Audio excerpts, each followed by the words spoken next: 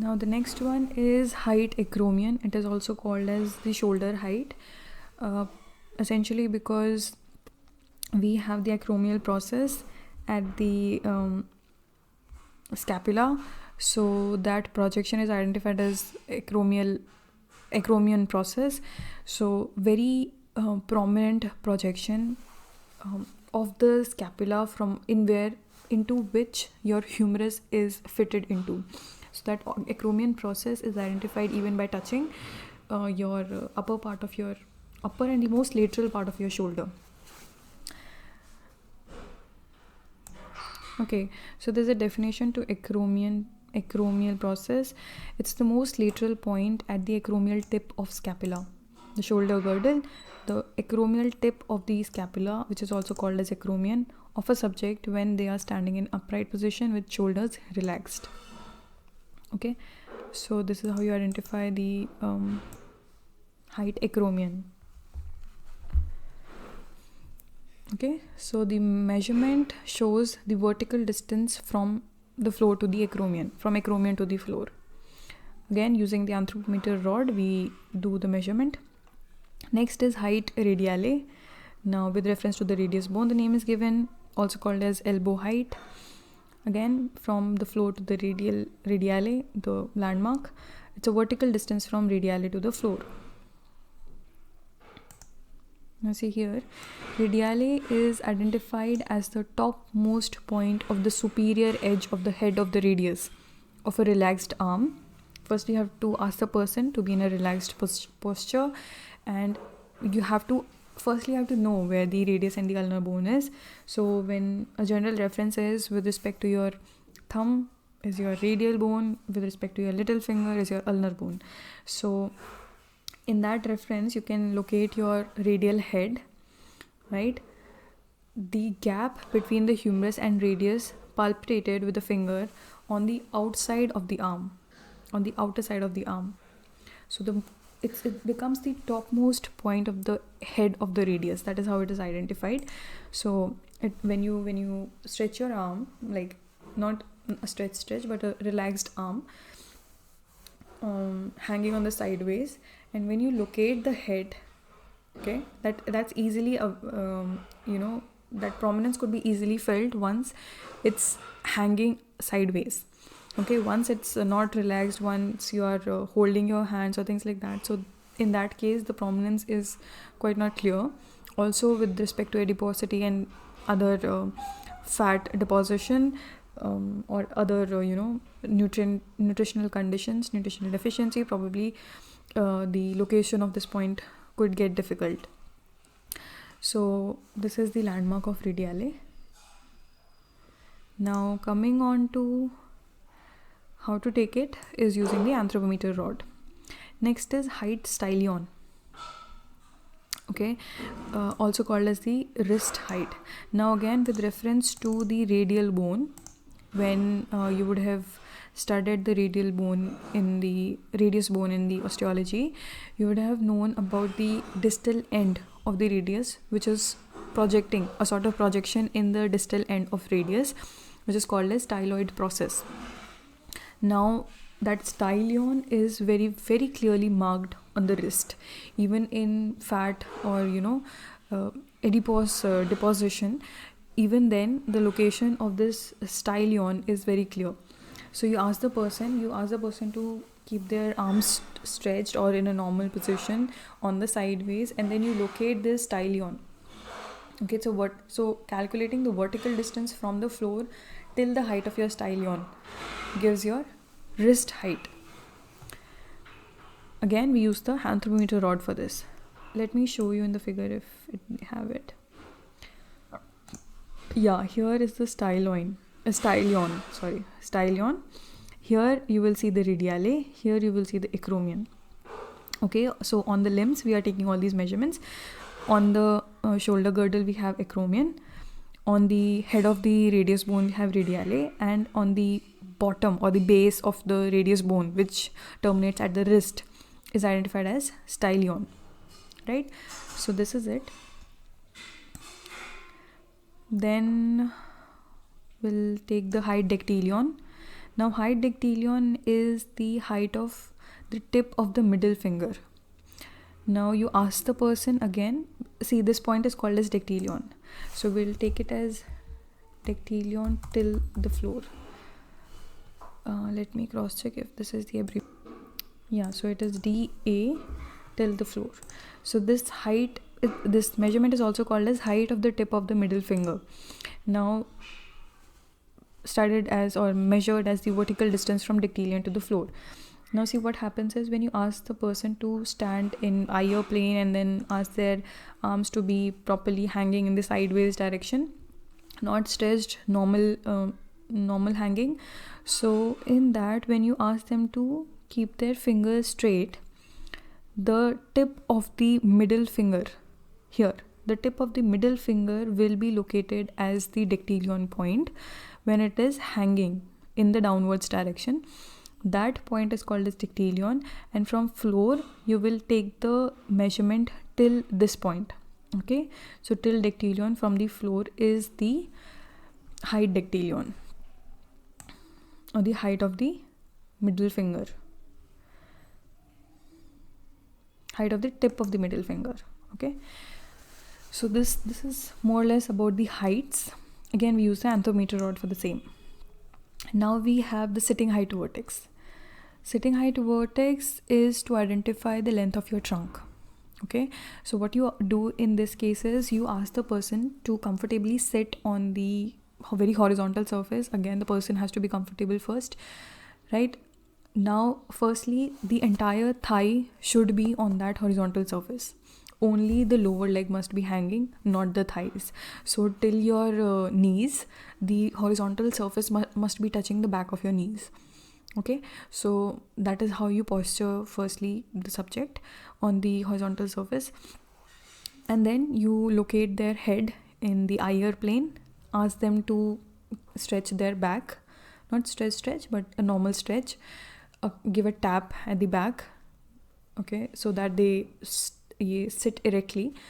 Then you locate the anthropometer rod from the back side and you adjust the caliper according to the vertex after the orientation of head in the higher plane, right? So that vertical distance from the vertex to the sitting surface of the subject when the vertebral column is stretched to maximum, that is called as sitting height vertex.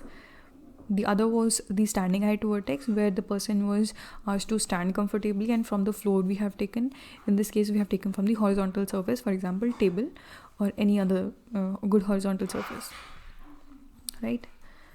This essentially gives you the trunk length. Now next is span, which is also called as arm stretch. Now this is studied as a straight distance between the two dactylions from each other when your arms remain full stretched as well as parallel to the ear. Parallel to the floor. You have, in that case, what you do is you ask the person to stretch their arms in front and fully stretch, okay, so that we get the tip of the middle finger. The idea is to get the tip of the middle finger, and that stretch has to be parallel to the floor. So from the left dactylion to the right dactylion, you take that measurement, take that reading, and that is called as span or the arm stretch. Okay, in this the landmark is dactylion, and we generally use the anthropometer rod for this purpose, the top end of the anthropometer rod. Then we have the biacromial diameter. The idea is to take the shoulder breadth. Now acromial or the acromion are the landmark. In this case, acromion we have already located at the most lateral point of the scapula, is identified as acromion. So a straight distance between the two acromion, the left and the right acromions, the straight distance is identified as biacromial diameter or the shoulder breadth. This is measured using the rod compass or the first segment that we take for the anthropometer rod. Fine. So the landmark here is acromion. Now chest girth, basically it's the circumference of the thorax, and we take using the measuring tape, or if not available, the steel tape. Now we ask the person to take a breath, normal breath, not a deep breath, so that not the extra air is inhaled, or we do not get an incorrect reading. We ask them to breathe normally and hold their breath for like 2 to 3 seconds. So what we do is we start from the midpoint. We take the entire tape around the thorax as a circumference. We take that measurement, and immediately within 3 to 4 seconds we have to release, so that the person does not choke, because they would resume their breath within few seconds. So we have to be very cautious taking the readings. Immediately we have to release the reading once we are done. So put a mark, or put a hold of your finger or whatever. That way you can take the reading and immediately release it, and then you can see what the reading was. Now in this case, a measuring tape should be placed horizontally at the level of the nipples, which pass over the lower scapular angle. So we have the scapula, and this runs, the lower edge runs parallel to the level of the nipples. So here is where we are putting the measuring tape as a circumference measurement. The arms may be raised before fixing the tape around the chest, and the arms should rest hanging in the normal position while taking the measurement. So we have to be very careful. Do not let them inhale the extra air, to increase their girth measurements, or do not, firstly we have to remove the extra clothing also to remove the error chances, and also with respect to the air being inhaled. These two have to be very carefully kept in mind. Fine. Next, we are coming on to the hand and foot measurements. Firstly, length of the hand. Now, it indicates a straight distance, because we are talking about the length. It indicates a straight distance between the midpoint of the line joining the two stylions and dactylions of the middle finger. So wait.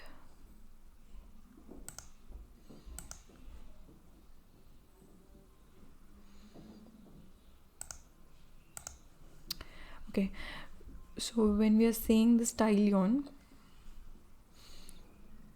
remember the styloid process we referred to with respect to radius bone. Using the skin marking pencil, here.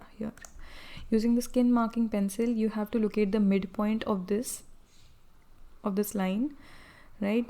Here is the midpoint, and here is the dactylion that we know is the most anterior point or the most lateral point of the middle finger.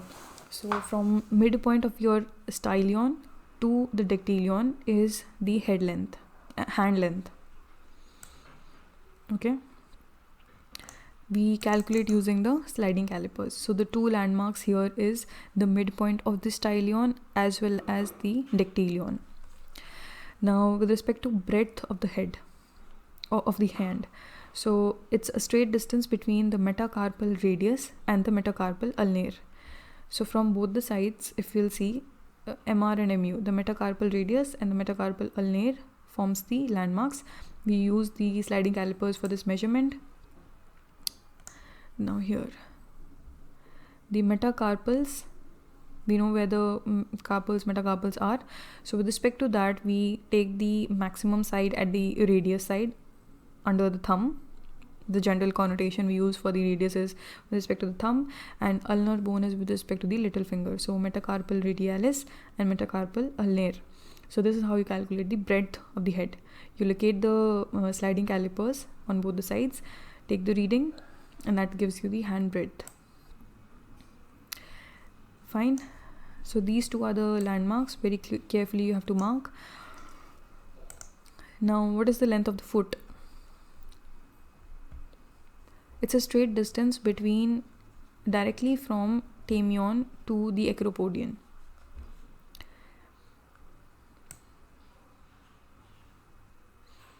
Okay, it's stadion. That's what I got confused. It's terion to the acropodion. Now here acropodion again is the tipmost point of your generally it's the thumb, but in case it is the second finger, because in some cases the second finger is bigger than the thumb. So in that case we take the most lateral point of the entire foot, which comes in reference to either the thumb or the second finger. So that holds the landmark of acropodion, and the most posterior most point of your foot, okay, is identified as terion.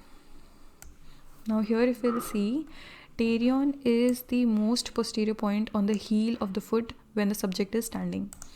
The acropodion is identified as the most anterior point of the toe when the subject is standing at the tip of the first or the second toe.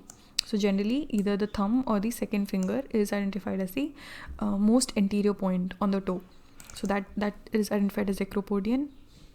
And the other one, the spelling here is acropodion, which we use in Indian reference books.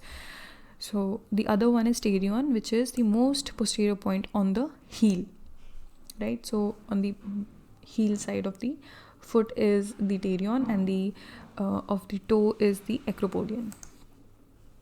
Fine. Now coming on to the breadth of the foot. So again we use the measurements with respect to the metatarsals. One side we have the tibiale, one side we have the fibulae. So fibula is the bone which corresponds to the thumb, and tibiale is the bone which corresponds to the little finger, right? So metatarsal fibulare and metatarsal tibiale are the reference or the landmarks for taking the breadth of the foot. The definition to it is the straight distance directly between metatarsal tibiale and metatarsal fibulare. Again we use the sliding calipers for this. Then we have the bicristal breadth or the biiliac diameter. It is straight distance between the two iliocristiale. Again we use the rod compass or the first segment of the anthropometer rod for this purpose. So IC is, or the iliocristalia is the landmark for taking the bicristal breadth. Here if you will see, the definition to iliocristalia is it's the most lateral point on the crest of the ilium or the iliac crest on the superior edge of the iliac crest, on the superior outer edge of the iliac crest. So let me show you in the figure.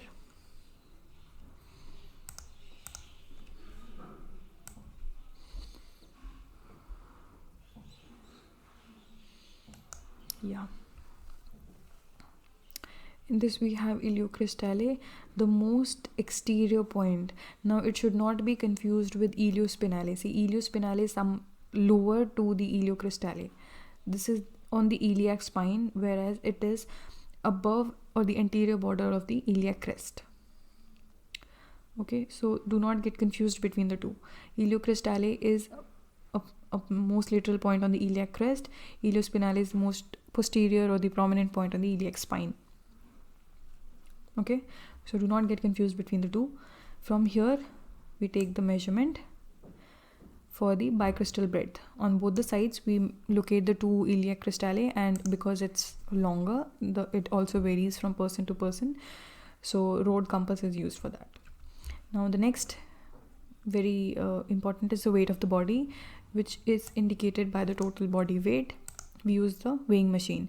Now for that we have to follow certain precautions, like no extra clothing, no accessories being held by the person. The person has to be standing straight, not looking downwards or sideways or whatever. So straight position of the subject, standing erect on the weighing machine. Also before using the weighing machine has to be calibrated. So all these precautions has to be taken into consideration. So this is about your more or less about the readings of measurement of head and the measurement on trunk and limbs.